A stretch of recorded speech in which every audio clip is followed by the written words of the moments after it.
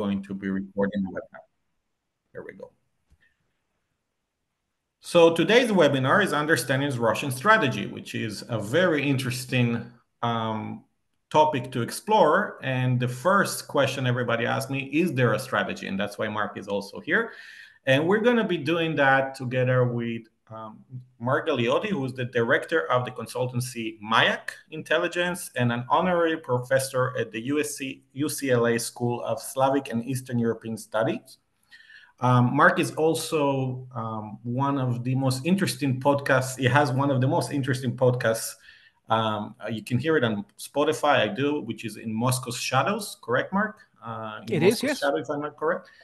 And also he's reading several books. I don't have it by memory, but definitely interesting one. I think the last one was not so long ago that you published, Mark. So you can also promote that on the webinar itself if you want. And he's definitely one of the most interesting people to talk to when it comes not only to Russia, but to Russia's leadership. And I think this is kind of the introduction to start with. So Mark, thank you so much for joining us. Oh, my pleasure. So, Mark, before we start talking about strategy, which is more about the how, maybe we should start with objectives, which is what. And here the question is, what are Putin's core strategic objectives when it comes to Ukraine? And notice that I did use Putin, not Russia. Feel free to challenge me on that. So the floor is yours. What are the objectives Russia's leadership has when it comes to Ukraine? Yeah, look, I very much, to start with, agree with your formulating as Putin's rather than Russia's. In some ways, we've almost got a sort of Maslow's pyramid of needs sort of situation in which there is what Putin wants, and then there is what works for the system, and then there's what works for the country. And in some ways, from Putin's point of view, clearly his ultimate objective is survival, his own political survival, maybe even his own existential survival. Then there is obviously preserving the system. The system, after all, that keeps him not just in power, but also very comfortable, and his friends and cronies as well. And then, but very much, I think, taking up the rear, there is what is good for Russia, so long as it doesn't impact the other ones. So, I mean, I think in that context, we're in a situation in which, look, Putin is not by nature a strategist. He's not someone who defines strategy as some kind of clear sense of an objective and also a roadmap for how you imagine you're going to get there. He may well have things that he wants, objectives, but he certainly doesn't tend to have clear roadmaps. He's much more opportunistic. He's much more capable and willing to think of different routes which can get him somewhere close to where he wants to be, with the expectation that then when he gets halfway there, he may well revise his plans and such like. So this is not simply someone who really thinks strategically. What does he want, though? Well, the glib answer is he wants a win in Ukraine. That naturally raises the question, what is a win in Ukraine for him? And there's the problem, because in some ways, it's the best he can get at the point when he feels he needs to actually make some kind of a deal or make some kind of a resolution. Now, at present, he seems to be sticking to these maximalist and frankly pretty implausible demands that start with the remaining portions of Donetsk Oblast, so about 20% of that, but in particular the most heavily defended and secured and fortress-citied parts of Donetsk region. Secondly, no to NATO membership. Now, that, to be honest, is a rather easier ask, because quite frankly, for all the kind words and so forth, Ukraine is a long way away from any prospect of NATO membership and always has been. So in some ways, that's an easy one, except when you see it from Putin's perspective, because he doesn't believe that actually NATO doesn't really want Ukraine. He genuinely, I think, believes that NATO is this hostile alliance that is seeking to advance closer and closer. Interestingly, just as a little sideline, Putin doesn't seem to have a problem with EU membership, which is in some ways odd, because actually the European Treaty has a much, much stronger guarantee of defense of its members than NATO's vaunted and fabled Article 5, which just simply talks about appropriate responses, which could be anything from all-out war to a sternly worded communique. But I think the fact that Putin doesn't care, in part, that says a lot about Putin's own perceptions of the European Union and his belief or his assumptions about its credibility. Anyway, and the third thing that he's asking for is a sort of demilitarization of Ukraine. In other words, that it's has its armed forces capped at sizes and capabilities that, to be brutally honest, would mean that it would always in the future be susceptible to further pressure from Moscow. Now, that's what seems to be his goal here and now. And frankly, in the pursuit of it, he's thrown away multiple opportunities to try and enlist Donald Trump's assistance in getting something which I would regard as a real victory for him, but that he clearly thinks isn't enough. And I think this is my last point. That really speaks to the kind of the wider meta issue. It's very easy to assume that at the moment Putin is willing to talk the talk about wanting to have talks simply to string Trump along.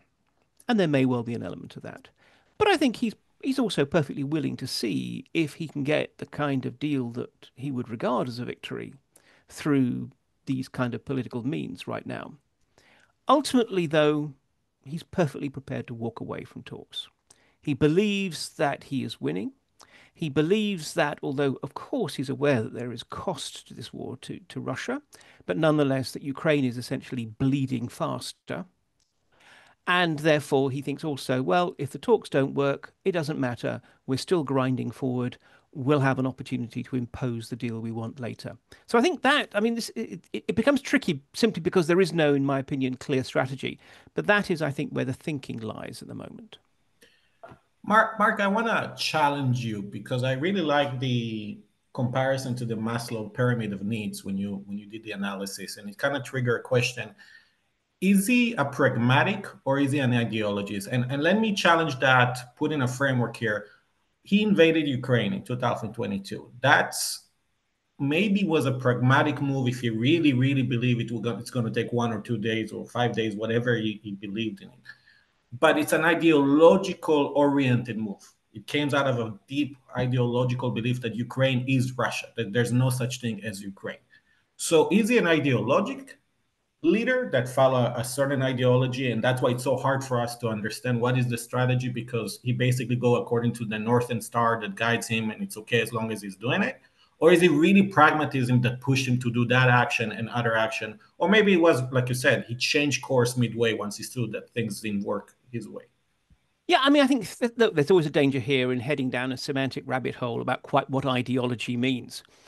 I would say that he is a classic example of the fact that rational actors can do deeply stupid things depending on what they believe. It's the old computer garbage in, garbage out kind of notion. Yes, of course, he has, just as everybody has, certain beliefs. One of which is indeed that Ukraine is this artificial country. He blames Lenin for its existence, in which I think, to put it very crudely, two-thirds of it is really Russia and one-third of it is really Poland.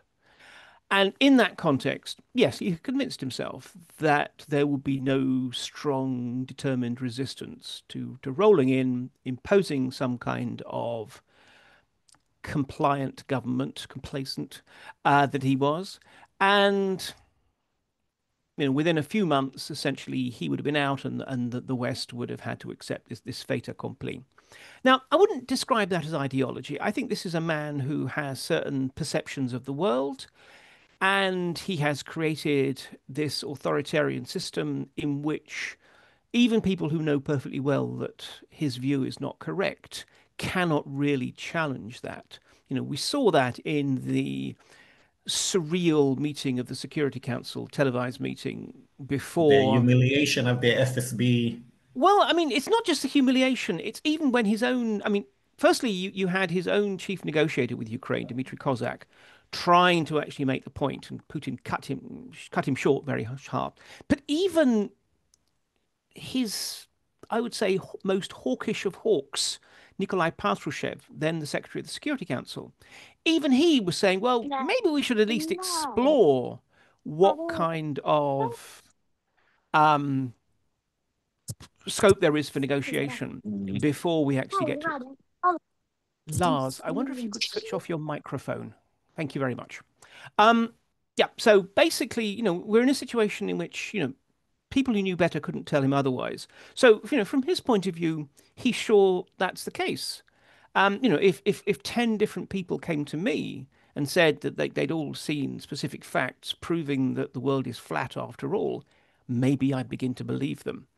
And in that context, I would make some very, very silly decisions, particularly around travel plans, not because I'm an imbecile, not because it's an ideology, not because of anything other than just simply I am allowed myself to be misinformed about the reality.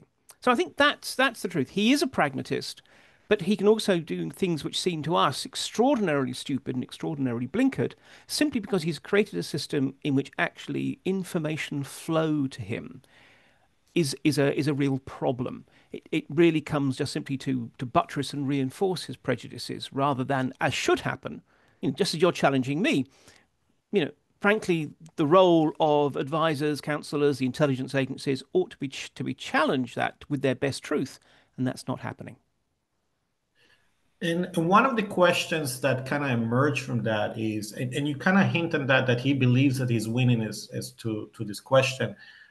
I mean, if he believes he's winning, does he believe time is on his side? Because that's something that really kind of shapes how strategy goals and strategy thinking is working. You don't think short term if you think time is on your side. You think Pearl Harbor, one strike, let's finish with it if you think time is not on your side. Yeah. So where will you put that on that axis? Does he believe time is on his side, or he tries like one maneuver after the other to kind of squeeze the Ukrainian? It's not working, and then he's trying to impulsively try something else.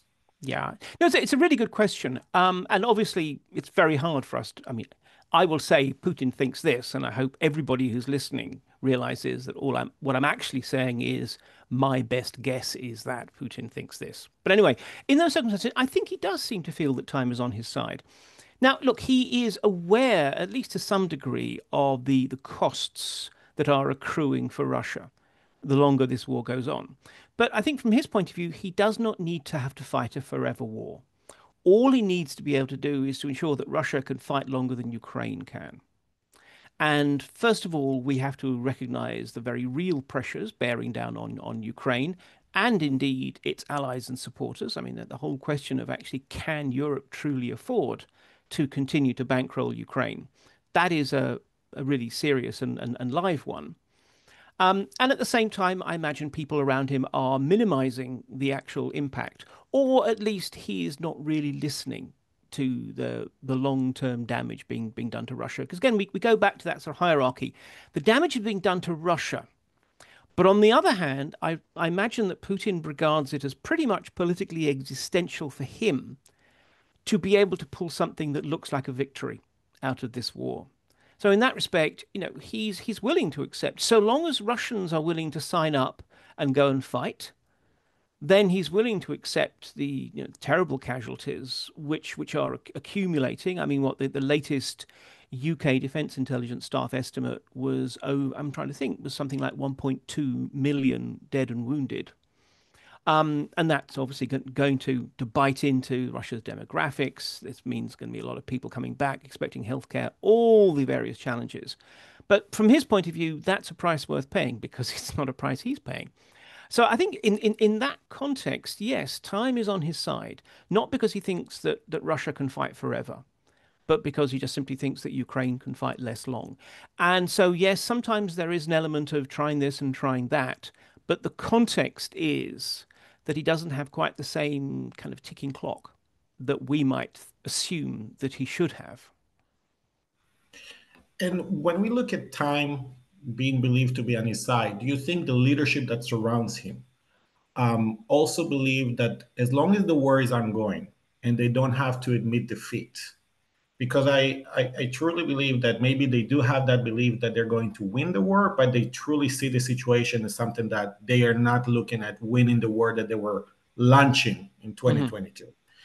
So, in that case, do you believe that they are okay with a continuation of the war versus the termination of the war in the current status quo, meaning that they prefer to continue than to end it the way it is now? I mean, first of all, you're absolutely right about the sort of different wars, different objectives. Clearly, what was launched in February 2022 was really intended more to be, I suppose Putin would think of it almost as a police action, a quick, neat piece of regime change, and not to conquer all of Ukraine and incorporate it into the Russian Federation or anything like that, but just simply in some ways to return Ukraine to what Putin thinks is the rightful status quo, which is a dependent country that knows its place, that has its own policies, and fine, Putin doesn't want to micromanage, but that ultimately realizes it's part of Russia's sphere of influence.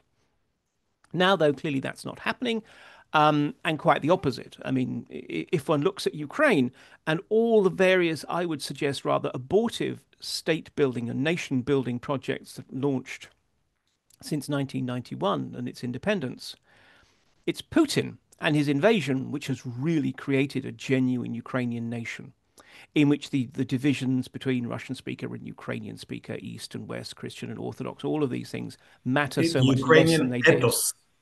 Yeah, exactly. Though I know from experience that humor does not always translate, and suggesting that they should put up Putin statues as for he is the father of the Ukrainian nation Mm. does not go down well. So I should keep my sense of humor curbed. But when we come to the leadership in that context, given that yes, we're talking about something that can be called a victory, which essentially means holding on to the territories that they've taken, which I think is almost certainly going to happen, and also hopefully getting some degree of sanctions relief and anything else being a plus. Well, a lot of the elite are clearly unhappy with what's going on. They didn't want the war in the first place, and they certainly aren't happy with the continuing costs. But the point is that this is not a system which encourages them to express these views, much less lobby for it. And so, what we tend to find is the technocrats in particular focusing on their very narrow areas of specific responsibility. So, whether it's the people who are responsible for running the economy, highlighting that there are pressures ahead and that, it would be nice if there weren't these pressures, or at least that some of these pressures were alleviated, whether it's by not having to keep sending more soldiers to the front, aggravating a labor crisis, or the issues of sanctions and whatever else. So they're not actually saying, gosh, wouldn't it be great if the war was over? But they are noting the costs of the war and implying that things could be easier if there wasn't the war. That is really as far as they can go, because from their point of view, again, thinking of them as human beings, it's not just their political survival that counts. I mean, it's actually, a hell of a lot more. It's a status, it's the fate of their families, and so forth. In those circumstances, the line of least resistance is to keep your head down, do your job, say the things that you need to say. I mean, Moscow Mayor Sobyanin, who is we think of Moscow mayor, but nonetheless, he is a genuine national figure. There was a recent survey of the sort of top 100 most influential politicians in Russia, and Sobyanin, from memory, was number 4 in the list. But even he, I mean, he's clearly pained by the fact that every now and then he has to make some dutiful genuflection to the glories of the special military operation and such like. Most of the time, though, he's just busy running his city and, of course, making money off that. So I think for most of them, it's just that they're not happy, but they don't feel there's anything they can do about it. And self-interest, but also genuine patriotism. Remember, these people, ultimately they may not have wanted their country to go into a war, but if it is in a war, they would rather their country win it than lose it. Means that they just simply are just doing their job. If there is some window of opportunity for them safely to express their views, Putin dies tomorrow, then things may well be very different. Or likewise, if actually circumstances in the country change dramatically, if we start to see mass protests that aren't being put down, and people are actually thinking there is a risk of them ending up hanging from a lamppost in Red Square, then again, maybe that kind of cost benefit analysis will change. But at present, however unhappy I think many within the elite are. Remember, others are profiting from this dramatically, politically and more to the point economically. For most of them, it's just a case of just keep your head down, do your best, and just hope Russia comes out of it. So that leads me to the question about strategy, because we talked about the goals, objectives, and what kind of shape them, the mindset that shaped them. And when we look at strategy, one of the questions I have is how much is it top to bottom versus bottom up? And in that, I mean, we have seen, for example, a change in strategy of Russia using their military capacity in order to attack the energy aspect of Ukraine, specifically in the cities, um, really targeting it with everything they can.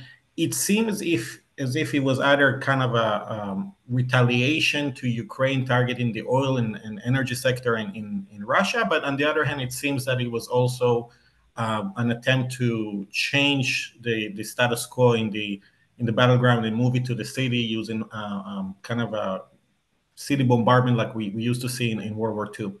So when we talk about the Russian strategy, what is the current strategy that the Russians are currently applying, and how does it fit in this dynamics of bottom up, top to bottom? I mean, first of all, I think we have to realize that the Russians historically, I mean, they have a very kind of intellectual approach to war fighting and indeed strategic thinking. And they've always had a very kind of clear sense of one of the most fundamental truths, which is wars are won on a political level. That you do not win a war by killing all your enemy's soldiers. It's not a video game. Instead, you win a war by breaking or degrading the enemy's will and capacity to resist. And that, yes, can be amongst the frontline soldiers, whether they break or mutiny or whatever, but is at least as much on the level of the political leadership, the population at home, and such like. So, we have seen campaigns against the Ukrainian energy system in winter before. Now, I do wonder whether or not Ukraine's actually quite effective long range campaign against Russian fuel facilities has indeed kind of irritated the Kremlin to the point where they pulled out the stops and decided to make an even greater campaign. But I imagine this was all planned. I mean, this is not something you just sort of throw together. You need to spend a lot of time arranging your targeting information. They're quite clever about not just how they're targeting, but how they vector different strikes so that missiles and drones being fired at different times in along different directions, following different routes, but nonetheless may well all converge at the same time to overstress air defenses, that kind of thing. You don't just knock this together, on the back of an envelope the evening before. And also building up the stocks so that they can have some of these extraordinarily large scale wave attacks that we have seen. That involves industrial planning as well. Now, is it top to bottom or bottom up? Well, look, I think that it's pretty clear that crucial decisions are made at the top. So, in other words, we're talking about Chief of the Defense General Staff Gerasimov or Putin himself. But on the other hand, neither of those figures I would actually describe as a military genius. I think given the pattern we've seen in other kind of aspects of how the Putin system works, it is much more a case that people come up with ideas and sell them up the chain of command. They try and sell them to the boss. They say, look, here's a good idea. And Putin or whoever then may say, yep, let's go with that. Let's try that. Or no, I don't like that. So, ultimately the ideas come from below, but the strategy is set from above. And as I say, I think that when it comes to this kind of major offensive, it's generally not going to be a short-term response to anything. It's something that they probably were sitting on and planning from at the very least the summer, because we know what we tend to have is exactly these sort of these waves of different types of focus. Now, at the moment, obviously, Pokrovsk, the city of Pokrovsk, is the battlefield focus. But on the other hand, I think what we also are beginning to see is, ironically enough, whereas we used to think of winter as a period where the campaigning season has a bit of a lull, now, given the impact of drones, bad weather gives opportunities for offensive operations and indeed the use of tanks and other armored vehicles. So, I think we're probably seeing, on the one hand, a battlefield strategy, and almost, I wouldn't say entirely autonomously from that, but separately, we see this wider strategic campaign in order to try and basically batter the Ukrainian people into them thinking, it's worth making a deal. The Ukrainian leadership have initiated at some point the operation that took over Kursk or part of Kursk, with the assumption, or I would say the maybe the kind of conventional wisdom that if the homeland of Russia is attacked, that will be a trigger for a change and will expedite the Russians to make concessions, which wasn't the case. If you are now in the Ukrainian table and you're thinking, okay, we have done the military operation that we managed to get in Kharkov in 2022, great success. Kursk, I would say some success at the beginning, then it started to be basically not so impactful at any point. If you're in the Ukrainian table and you see the Russian strategy and what they're basically doing, would you have to change your perceptions on how the Russians are operating? Do you think the Ukrainians maybe are a little bit thinking of the Russian more as a conventional opponent versus an opponent that is being led by a need to survive this war? Yeah, it's an interesting one. I mean, first of all, it's worth noting that there was an additional objective to the Kursk operation, in my opinion, which is actually looking to the West. I mean, that took place at a time when there was considerable mood of despondency amongst Western supporters of Ukraine. And I do think that this was also intended as a way of demonstrating that, in fact, Ukraine still had agency, still had the capacity to pull off, these kind of military surprises. And indeed, it worked in terms of suddenly getting everyone back on the Ukraine wagon. Um,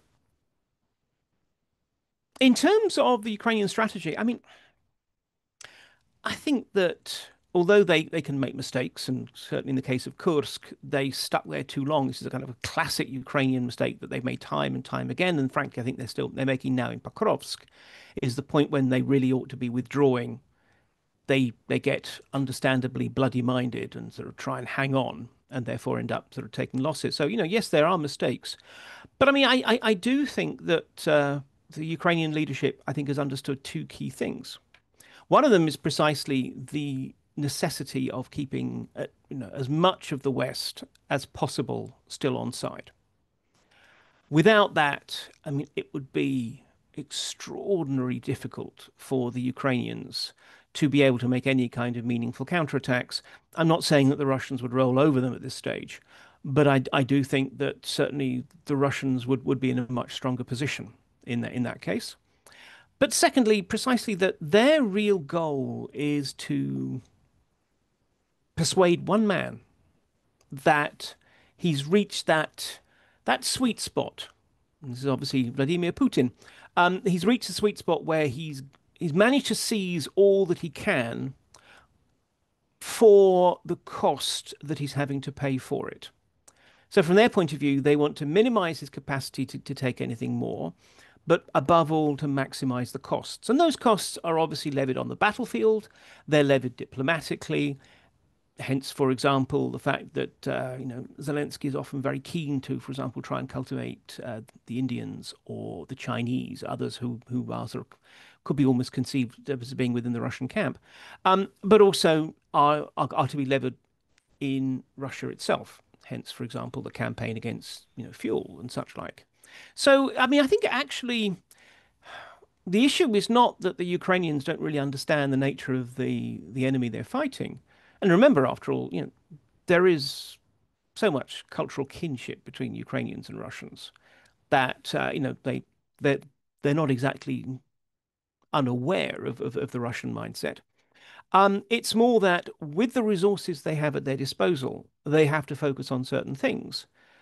They might love to be able to, for example, once again threaten Russian territory or launch sort of other counterattacks, but they just are not really in a position at the moment to do it. So it's in some ways, whereas Putin is fighting a war of attrition on the ground, the Ukrainians are hoping to try and fight a war of attrition in the Russian economy and in the Russian mindset.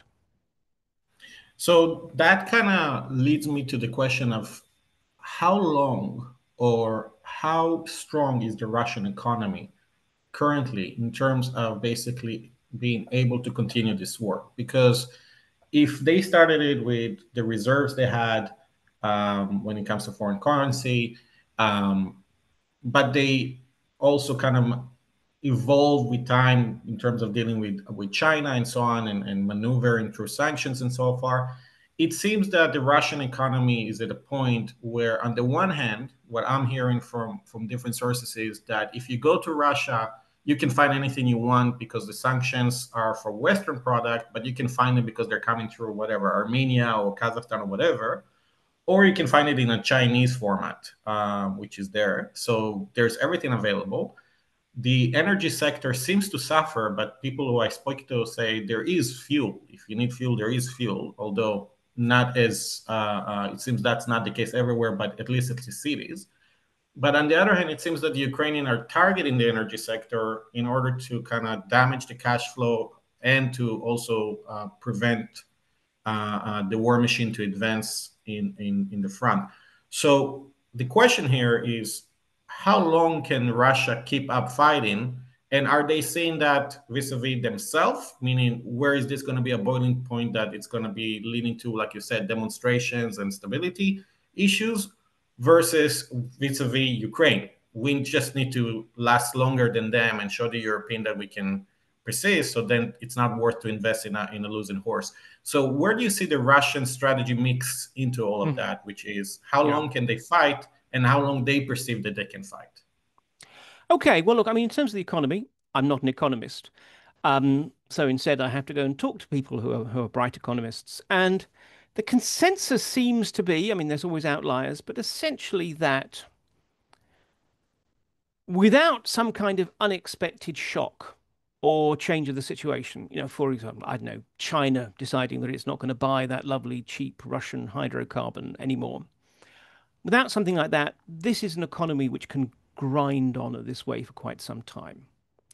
Yes, at the cost of increasingly the comfort of ordinary Russians. It's worth noting, after all, yes, you can buy anything, but the costs are going up. Inflation is still a serious issue. If you're not in the defense industrial complex, if you're a business elsewhere, you really are struggling. You can't really get investment capital. It's very hard to get loans. And if you do get a loan, the interest rates are way too high. There's a shortage of labor. I mean, yes, there is still unemployment, but essentially it's at the frictional level of unemployment that you're going to have in any system. And as a result, people are having to offer high salaries, which in some ways is making certain sectors of the economy increasingly sort of unproductive, even things like agriculture, which really is obviously important. So yes, there are serious sort of impacts, but remember that in some ways the Soviet Union coped in this situation in a ridiculously high spending Cold War plus Afghanistan for a decade, and arguably could have survived longer had Gorbachev not actually launched his quixotic reform program. So, given that authoritarian regimes are able to really sort of bear a lot more pain simply because they unload it onto those uh, ordinary people who are kept under control. I don't think we're seeing this as at the moment providing us with some kind of sharp timeline. Yes, of course, in 2 years' time, it's going to be a tougher position for them than it is now. And, we're looking at, an economy which has actually been managed surprisingly well in the circumstances. It's demonstrated the limits of sanctions in a globalized economy. Um, you know, this is not a country that could easily be disconnected from the rest of the world, especially because the rest of the world often, or much of the rest of the world, actually still wants to trade with the Russians if they can get away with it. So I think in those circumstances, it's about kind of how much how much of the progress, the genuine progress that Russia has made, are you willing to burn to continue this war? And the increasing fragility. I mentioned right at the beginning that it's about, unexpected shocks. But in some ways, the point is there will always at some point be an unexpected shock. A new Chernobyl disaster, heaven forfend, or a particular crisis within one industry that either forces the state to reallocate resources on a large scale, or brings the risk of localized economic collapse, which could have a cascading impact across the country. Things like that. you might say if it's unlikely, but nonetheless, the likelihood gets a little bit longer the more time goes on. But more importantly, it's the resilience of the system. I think this is where the real damage is being done. It's its capacity to absorb those shocks, its reserves, and I don't just simply mean in financial terms, but also in political terms. That is what's suffering. And so this is why, and in some ways, I'm just simply coming up with an elegant answer as to why I'm not giving you a clear, an elegant reason why I'm not giving you a clear answer, is because this is why it's so hard to actually put a timeline on this, because that shock might happen next Wednesday. It might not happen for 5 years. We have no way of predicting that because it is by definition an unpredictable sort of development. But that may well be the kind of thing on which Ukraine's prospects rest. If the Russians get a shock before the Ukrainians do, then that may well actually force a dramatic reassessment. Because, as I said, when it comes down to it, survival is Putin's crucial, you know, priority above all else. If he's in that situation, well, suddenly he may well be dropping from. I mean, I don't think he's going to be withdrawing from territory, but he may well suddenly start dropping his demands and more or less try to impose you know, a freeze on the conflict, simply because he has to focus elsewhere. As the context here is the strategy, one of the elements, I would say the variable that constantly look like it's shifting towards being worse for the Russian is the human one, which is the human capital. In other words, how many people you have to fight. It seems that it's been basically felt not only in the battlefield, but also in the economy itself. There are massive shortages. I think there was one beautiful article about the railway system in Russia being deteriorated because they don't have enough people to basically maintain it and so on.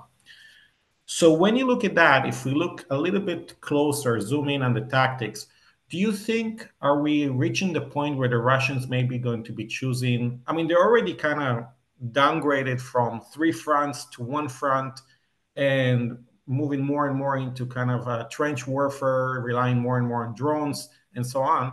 Do you think we're reaching a point where the Russians are going to be using tactics which are more defensive to defend their human capital slash their fighters, because that's not the case today, obviously, um, versus keep on with these human waves to kind of try to exhaust the Ukrainian and basically use their kind of human wave strategy in order to exhaust the Ukrainian into concessions. So do you think we're reaching some point there when it comes maybe not the economic, not the financial, not the physical resources, but on the human capital level? Well, first of all, let me just pick up on that term, sort of human waves, which sort of brings this idea that, again, in sort of almost medieval style, just a sort of a bunch of people yelling and running forward. I mean, this is a war that is being fought by, lots of individual, three guys trying to infiltrate a tree line and maybe meet up with three other guys who managed to do it yesterday. It's an incredibly fragmented, dispersed war on both sides. And it's also worth noting again, I mentioned the UK DIS Defence Intelligence Staff assessment. I mean, their assessment is that casualty levels at the moment, by month, while they're higher than 22 and 2023, are actually below the 2024 levels. And I don't think that's necessarily because of a new streak of humanitarianism within the Russian tactics. It's just the nature of the war and exactly increasing level of drone operations. Yes, of course, defensive operations tend to be much less bloody than being on the offensive. At present, I mean, although there are indications that maybe the supply is beginning to dry up, there are enough impoverished Russians who, being promised life-altering sums of money for them, or if worse comes to the worst, for their families when they die, are still willing to sign up. Remember, this is a war that is still essentially being forced, with a few dubious cases on the margins, but essentially being fought by volunteers. And indeed, that's one of the issues that Russian nationalists criticize Putin about. Why are we fighting with one hand behind our back? We should be mobilizing, 100,000, 200,000, a million men and sending them into battle. We're not seeing conscripts being sent in. We're not seeing another mobilization wave since the first rather unsuccessful, well, highly disruptive one in autumn of 2022, in which more Russians fled the country than ended up being called to arms. But of course, that is an option at Putin's disposal. It just has political costs. And this is where I think the important thing is everything connects. The military strategy depends on there being a continuing rotating supply of warm bodies that you can throw into the battle. That obviously depends on you being able to recruit enough, and how much is that going to cost? What kind of figures do you have to promise them in terms of salaries and signing on bonuses in order to attract people and continue to attract people? How does that affect the rest of the economy by draining it of workers? Remember, I mean, like the Russian police force is 25% under strength at the moment, precisely because in some ways it's competing for the same recruit pool as the special military operation. So that also affects security. I mean, I think this is why it's a very sort of imponderable issue. I don't think there's any evidence at the moment that the Russians are even contemplating transitioning to a more defensive strategy. I think rather they're willing at the moment to put a lot of people into trying to take Pokrovsk because, again, of the wider geopolitical issue. It's important for Putin to be able to claim a victory, ideally before his big New Year's Eve kind of uh, message to the Russian people. It's important also to try and demonstrate to Donald Trump that it's the Russians who are the winners and therefore with whom he should be aligning rather than the Ukrainians. And it's perceived as important to try and basically put the Ukrainians on notice that whatever it takes, the Russians will continue to advance. So I think no, at the moment, until we start to see a serious shortfall in recruitment, such that Putin would actually have to launch some kind of a mobilization in order to maintain the current tempo of operations, I don't think we're going to see any real change on the battlefield.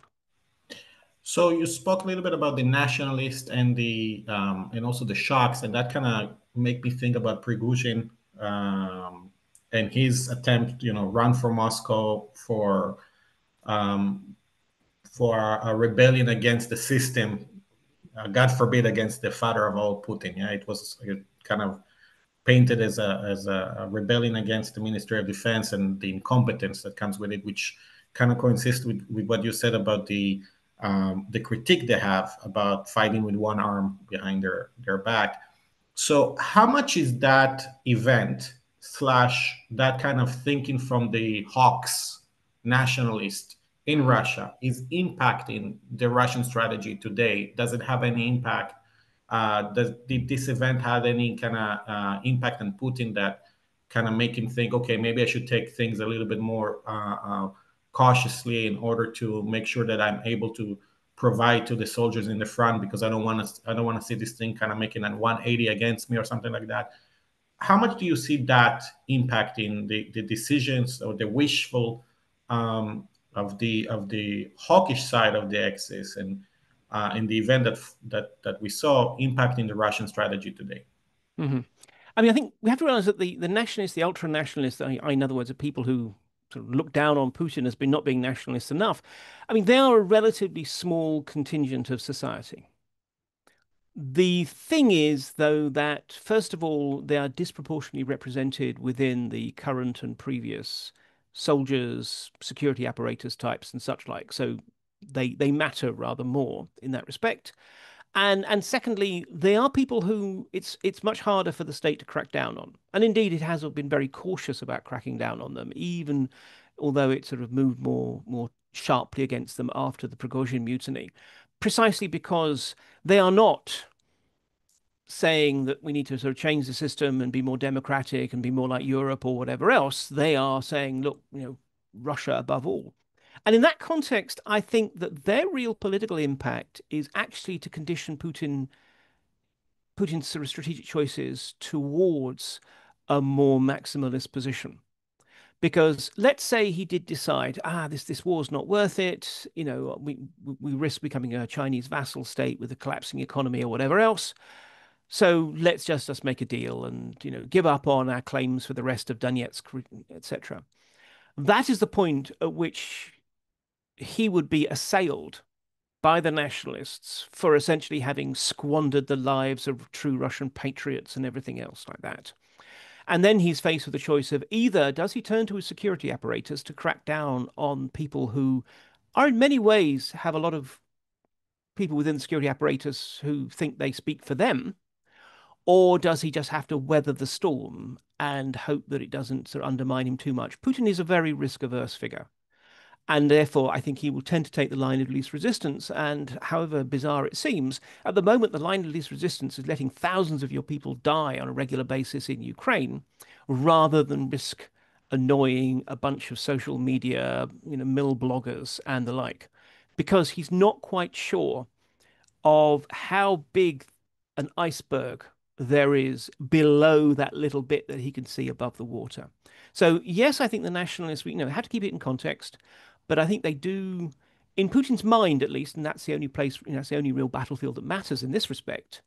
In Putin's mind, it does constrain him. It does force him to not even contemplate more conciliatory moves.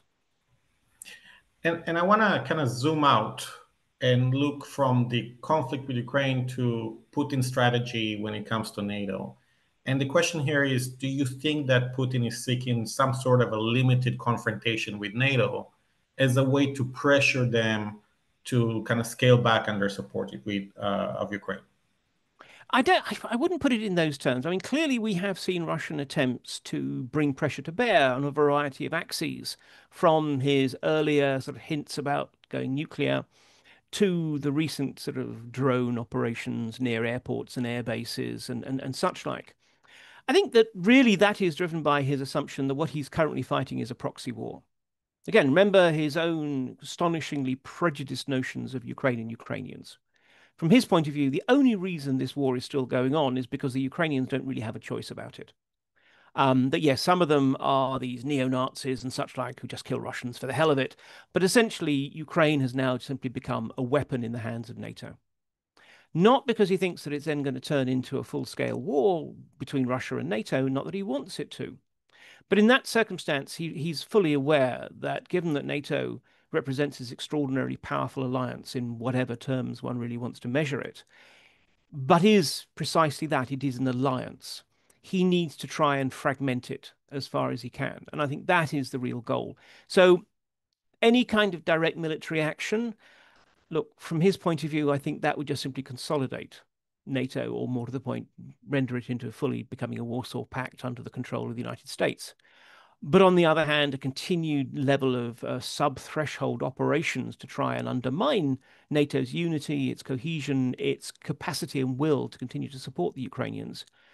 On that respect, I think up to the point of triggering a kind of serious response, anything goes. And when we look into Ukraine, and you spoke about the potential of them joining the EU as part of a future agreement, we also seen countries such as Moldova, for example, that are also kind of surfaced into these discussions about joining the EU, and obviously the elections that were there and so on. Putin started this war with countries that were not in NATO joining NATO. Moldova, again, now probably looking to and seeking into joining the EU. Depends on the tensions there.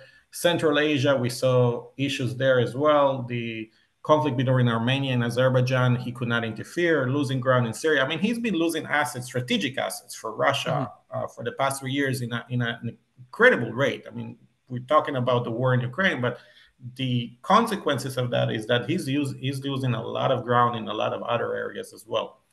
So the question here is, if tomorrow this war ends and Ukraine start this process of joining the EU, and this is also a question from the crowd here, what would be the Russian strategy towards a new Ukraine joining the EU? How would the Russian basically deal with that? I think from the Russians' point of view, the thinking about Ukraine joining the EU is actually in many ways that it becomes not a Trojan horse, because it's not like it will be a tool of the Russians, but maybe a ticking time bomb that essentially actually, or after all, I mean, we've had recently from Kaja Kallas, the EU's foreign policy chief, although on the one hand, Ukraine's status as an accession power has been downgraded, But nonetheless, this idea that actually Ukraine could become part of the EU by 2030. Well, if you think of what would need to be done between now and then, massive elements, not just of reconstruction of this war-ravaged country, but also in terms of the laws, the regulations, to harmonize them with the EU, and not just in terms of the laws on paper, but also how all of this is actually applied on the ground. Corruption, does remain a significant challenge. And then we had the whole issues of, for example, think of the protests that we saw with Polish farmers stopping Ukrainian goods being brought into the country, even though the Poles are highly supportive of the Ukrainians' fight against Russian imperialism. So I think in that respect, they feel that actually Ukraine will be a massively disruptive force because it's not like Moldova. Moldova, the European Union can take on board. It's incredibly poor. It will need a lot of uplift, but it's relatively small. It wouldn't be a major drain on overall funds. Bring Ukraine in, and suddenly you're in a very different kind of game. And a lot of countries which up to this point are net receivers from EU funds will suddenly now have to become net contributors. So I think, from the Russians' point of view, firstly, I'm not convinced that they actually think that Ukraine ultimately will join the European Union. But even the prospect of that happening, they see that as disruptive. And again, this is the point. They see these alliances, these constellations of Western democracies, and they focus on how can the ties that bind them be abraded and broken. And that's where Ukraine would go. So I think that would be the future for Ukraine, where Russia, you might say, chooses to instead concentrate its effort, because you're absolutely right. I mean, I think Putin has found himself locked into this war. And in the name of fighting this war, he's had to surrender, abandon all kinds of other positions, whether it's in the South Caucasus or Central Asia or Moldova or further afield. I mean, look what's happening in Venezuela. Practically speaking, there is nothing the Russians can do other than, if the Americans do go in, use this for their propaganda and say, you see, to the global south, you see, we always told you that it was the West still who are the imperialist powers. But in practical terms, they can do nothing to help one of their last remaining allies. So yes, a lot has been lost. But from Putin's point of view, he still hopes that he can, if not win a Pyrrhic victory, well, if not impose a Pyrrhic victory on the West, at least use whatever happens to then further damage the West. So we are reaching the final minutes of this webinar, and the tradition of our webinars is always to finish with scenarios, best case, worst case, and the obviously the black swan. But this time there's a little twist, and that is because we received before the webinar tremendous amount of questions, and I apologize to everybody who has, and we couldn't get through all of them. But not most, but a lot of them were related to the day after Putin. That was a very, very kind of a repetitive theme that emerged from the questions, which essentially, what is Russia going to be like in the day after Putin? Because I think there's kind of a conventional wisdom that this war is Putin's war, and once Putin is down, the war will end, which is, by the way, something that can be challenged. I'm not sure that's true, but just for the sake of explaining the questions we received, that is kind of the predominant thinking that was of Russia after Putin.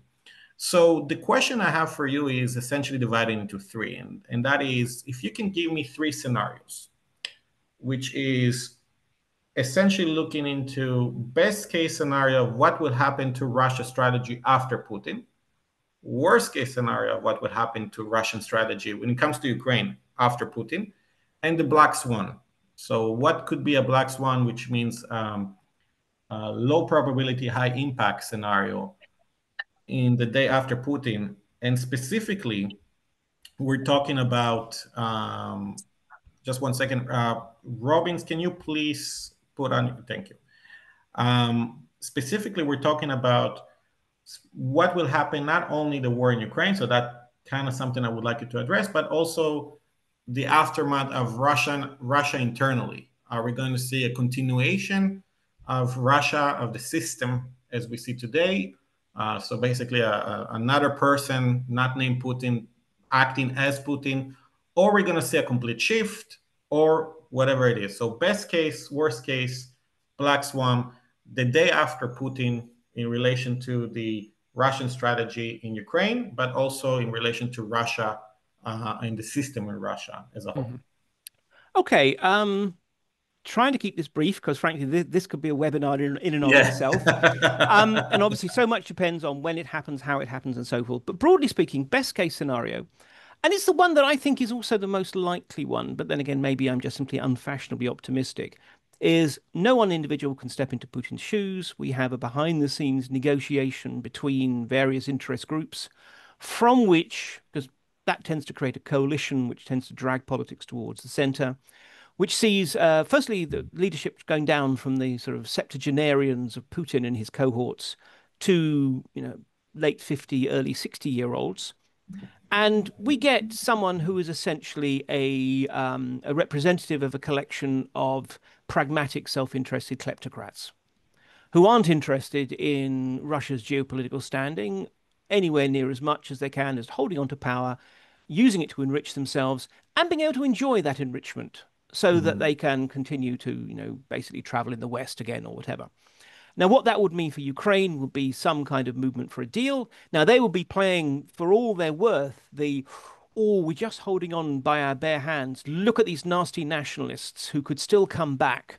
So you Mm. in the West need to offer us all sorts of sweeteners, and there's only a limit to what we can promise. But I think that would basically lead to the sort of scenario of seeing a kind of a freezing in place in Ukraine, an attempt to negotiate an armistice.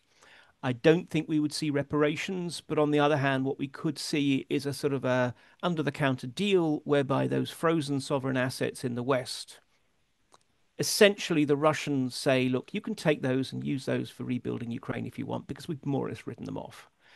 And we will complain, we will publicly say that we are shocked and horrified, but we won't use the nightmare weapon, which is the courts, in response, which could tie this up for ages and such like. So basically, we will make a fuss, but we will accept that you're going to take that and let that be our reparations. Morally speaking, think of us as written off, written it off. So that's the best case scenario. Corruption wins out. Always put your faith in corruption. The worst case scenario is we get a younger, smarter Putin. Because Putin has not been at all an effective leader in this respect. And this is one of the reasons why the whole thing of once World War II has started, the Allies wouldn't have wanted to assassinate Hitler, simply because actually they wanted someone who was going to make all kinds of strategic mistakes. So actually, maybe it could be someone who's from the security apparatus, but who has also managed to build enough connections with the civilian, establishment. Someone like, former bodyguard Dumin or whatever. Um, Dmitry Patrushev, the son of Nikolai Patrushev, Mm. but someone who is actually going to continue this very sort of hostile approach. He can't afford to stop because that's what his coalition is based on, but who will actually be more effective and sharper Mm. in how he prosecutes the war. And I think that will be bad news because he probably used that momentary honeymoon period for a mobilization. So Ukraine might suddenly find itself facing 100, 200,000 extra troops at a time when Ukraine is indeed being bled dry. Finally, Black Swan, contested situation. Um, it's clear, for example, that whoever's about to come to power in Moscow is not going to continue to provide the federal subsidies to Chechnya. So Ramzan Kadyrov actually says, this is not, this is someone who's betraying Putin's message, and I do not accept that. Chechnya doesn't really matter because, frankly, most Russians would love to see Chechnya go its own way. But on the other hand, that triggers further contestations. Maybe we have figures from within the security apparatus, someone like General Zolotov, head of the National Guard, who knows absolutely full well that the new leadership is not going to keep him in place, saying that he's uncovered evidence that there was actually an Mm. assassination against Putin or something. Now, I don't think it's going to tear the country apart. It's going to be more like when essentially Beria, Stalin's secret police chief, tried to, basically maintain his own position and indeed his own life by sort of turning against the political leadership. But nonetheless, it would mean all of a sudden that Russia was having to look inwards to hold itself together. And there, I think the best case for Russia would be that they hold on to the territories that they've got. The worst case is we would see what we saw in 1917, which is actually seeing political turmoil at the center.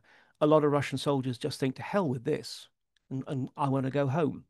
and that you begin to see mutinies and desertions, which would be a nightmare scenario for the Russians and create opportunities for the Ukrainians. But as I say, I think that is definitely the unlikely but potentially high impact scenario. Fascinating. Mark, thank you so much for this really My interesting pleasure. webinar and going over the topic. I do want to apologize to the audience and the people who join us and send us questions beforehand and also through the chat. Just to give you a little bit of information, we received more than 50 questions heading to the webinar. And obviously, you could see some in the chat itself. We can only touch a few of them. We try to put them under a framework of topics and go through those topics. But as you said, just the scenarios itself, we can do a workshop, not even a webinar. So obviously, this is definitely something that I apologize for the audience. But again, Mark, thank you so much. This has been fascinating. And to the audience, for those of you who have joined us before, this is part of the series of webinars we do covering different topics, going from obviously Russia, but also Middle East and so on. But what's next for us is we're probably going to have a webinar about Venezuela coming up in the next few weeks. Mark touched that briefly before. And we're going to have another one related to Japan and Iran coming up in the next month. So thank you very much, everybody who joined us today. I want to thank you for the questions and for your participation and for listening to the webinar. Mark, again, thank you so much. And this is it. Thank you. Cheers. See you all.